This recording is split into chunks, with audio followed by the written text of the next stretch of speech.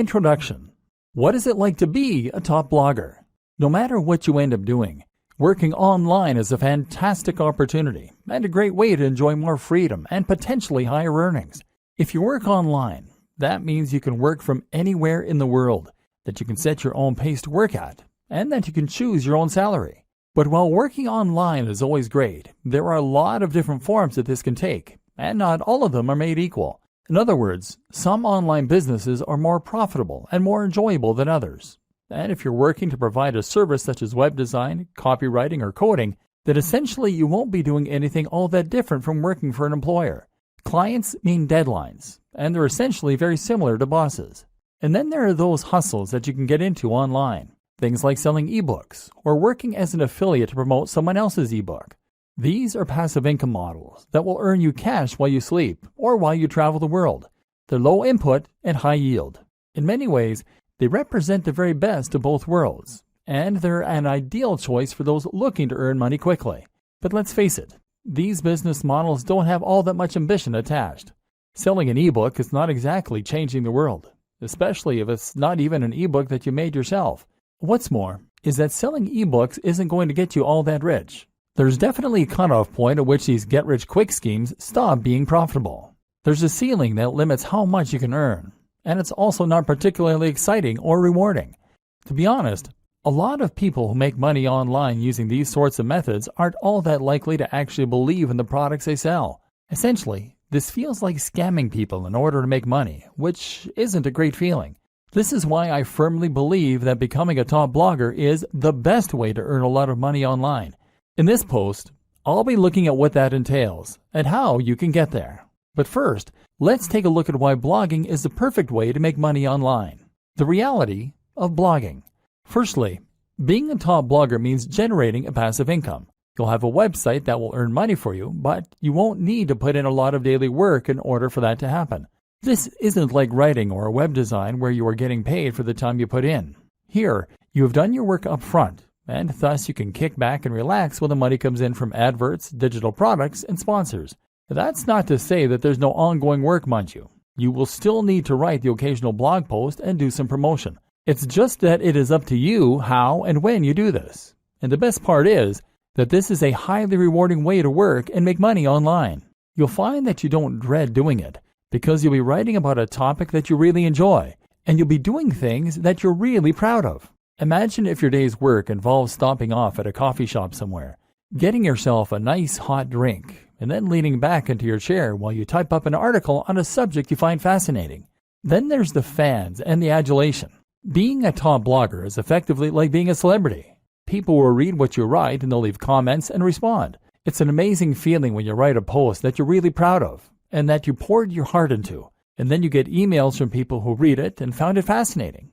It's an even better feeling when you stumble onto a forum where people are discussing your ideas or recommending your posts. You'll be an authority in the niche you love, and you'll get to spend all your time reading and writing about it. And the potential earnings for a top blogger are huge. Really, the only limit is your ambition. Take a look at someone like Pat Flynn, Tim Ferriss, or Mariel Popova, and you'll see that you can become really very wealthy from a big blog by selling products, by working with sponsors, or even just from Google AdSense. What's more is that a blog can serve as a platform to something else. This can be a tool that you use to become a published author, to get your own TV show, or to launch another business. That might sound unbelievable, but I'm absolutely serious. Just take a look at someone like Aaron Marino, Alpha M, who started out with a style blog and now runs his own line of men's grooming products. I can also attest to this myself. I have a fairly big blog, and thanks to that, I got contacted by a large YouTube channel and asked to make videos with them. I now get sent expensive electronic gadgets to review and get to keep them. Well, the videos I make for them got hundreds of thousands of views in the first day. I even got a book contract, and I'm currently on my way to becoming a published author. Being a big blogger is an entirely different thing from other forms of making money online. It's a chance to get rich, yes, but also to get famous for doing something you love, to make a big difference in a given community or niche, and generally to do something that actually matters. If you like the sounds of that and you think the blogging lifestyle is for you, then keep reading. This training is going to show you how to make it happen, and we're going to go to some completely different places than most other trainings on this subject. Strategy. Choosing a niche. I promised in the last video that we were going to go to some rather different places in this training. That's true, but before we get into the interesting stuff, I first want to cover something more basic: the process of choosing a niche and coming up with a brand. What you might not realize is that this is actually one of the most important aspects of being a successful blogger. Your fate is sealed as soon as you choose a brand, or fail to, so it's very important to give this the time and the attention that it deserves. Choose your niche. First, you're going to choose your niche.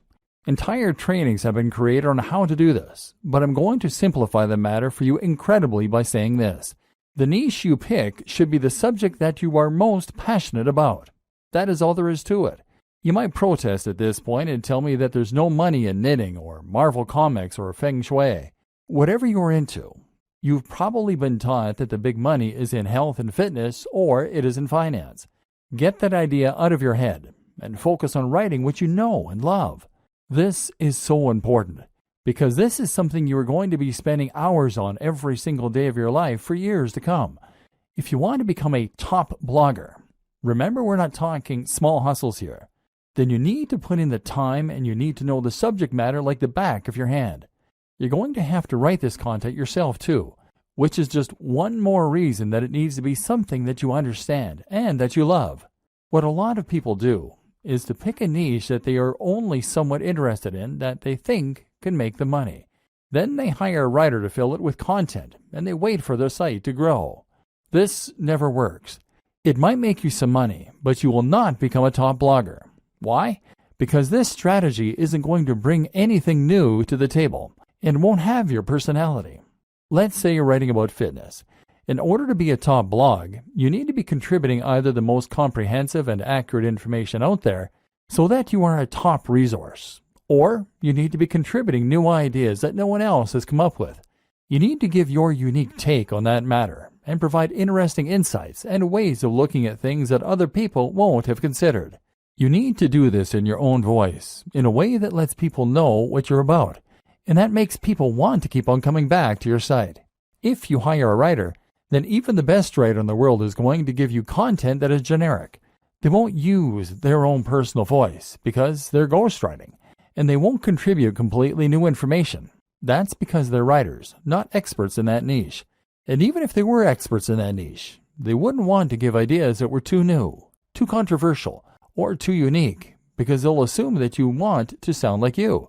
In other words, they can't put words in your mouth.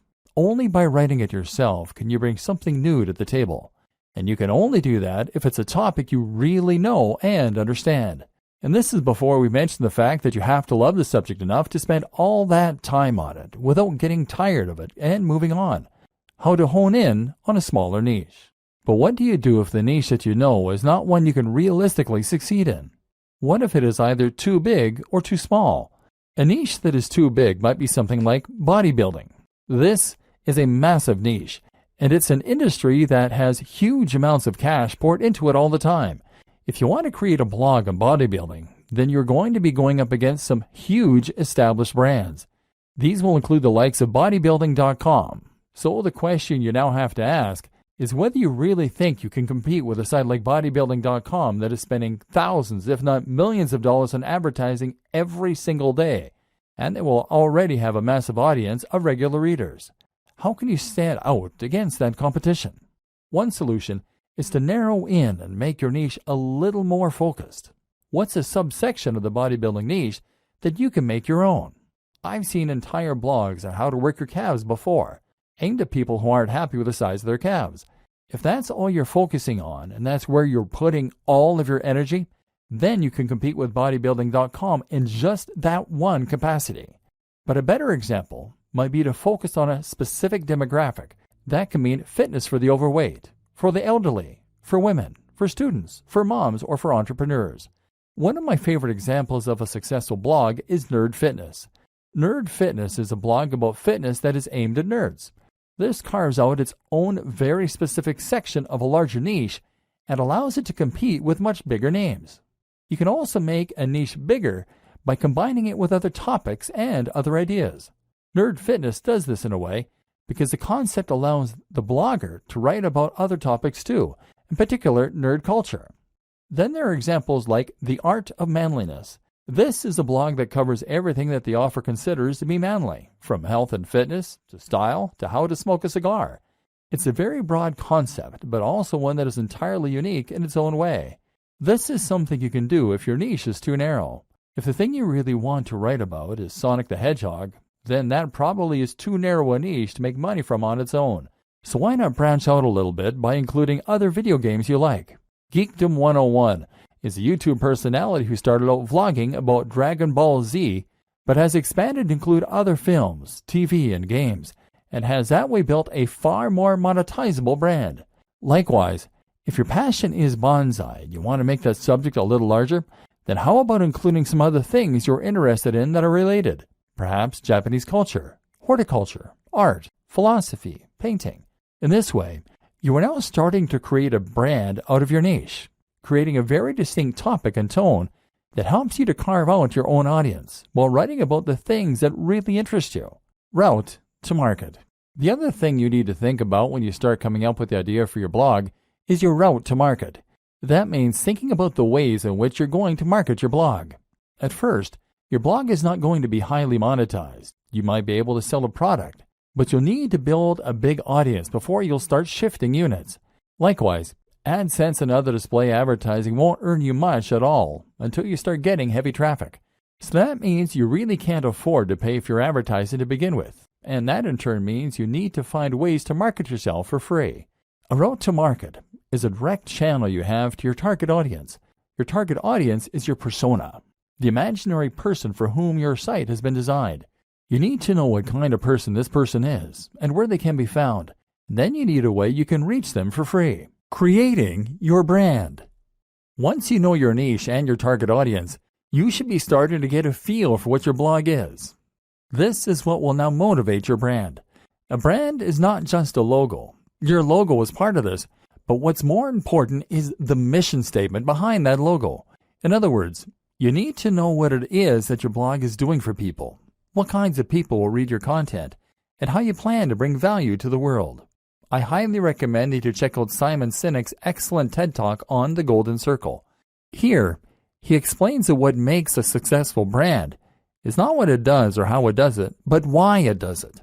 What is the philosophy behind your blog? And more specifically, what kind of lifestyle are you trying to promote?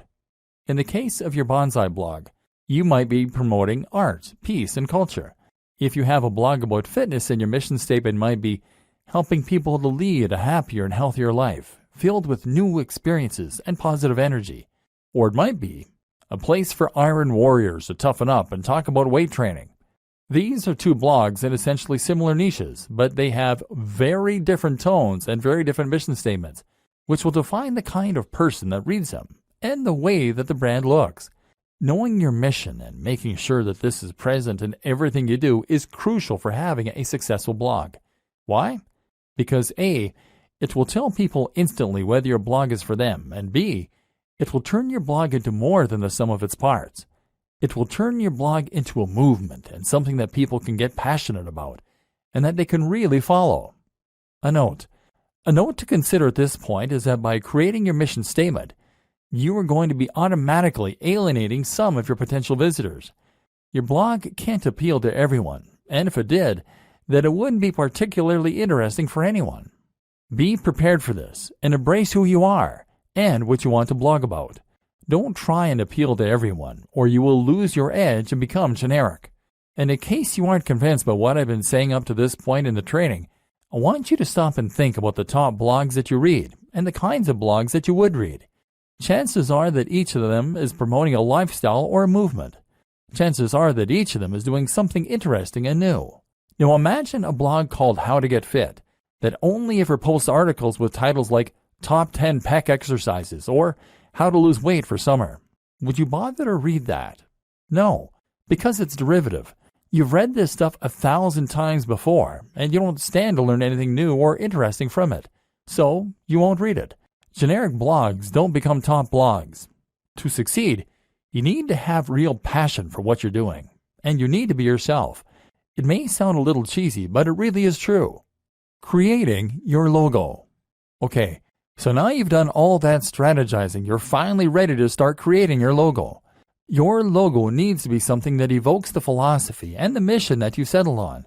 You need this to be something that people can look at and instantly know what your blog is all about. Of course, the name you choose for your blog is also going to play into this to a large extent. If you're having difficulty coming up with names and logos, then try writing down lots of words that relate to your niche and drawing lots of items relating to your niche. Take a look at all of them and see how you can combine them to create something interesting and unique to you.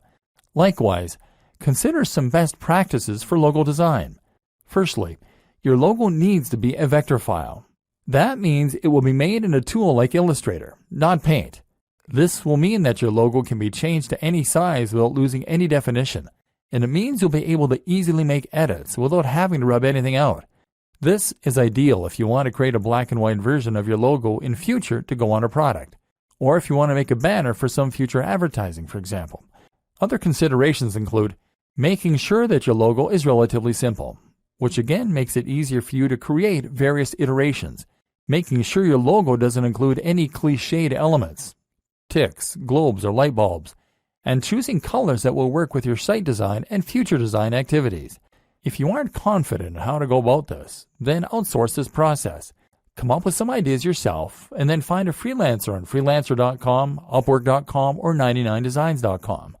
This way, you will get a much more professional-looking final product, and that's something that your customers and your visitors will be able to tell. Trust me, don't cobble something together that looks anything less than 100% professional. If there are any imperfections, don't accept it as complete. In fact, now is a good time to set out onto the web and to try and find yourself some inspiration and some competition. Find blogs that are similar to what you want to build and make a note of them.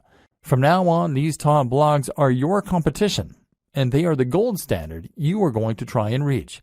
Pay close attention to what they're doing and what you can emulate, and if there's anything that you feel they're doing better, work to get there. This sounds simple, but it's something a surprising number of bloggers just don't do. If you want to be a top blogger, then your website needs to be as good as that of any other top blogger. Subtle differences in quality make a big difference that your readers will feel.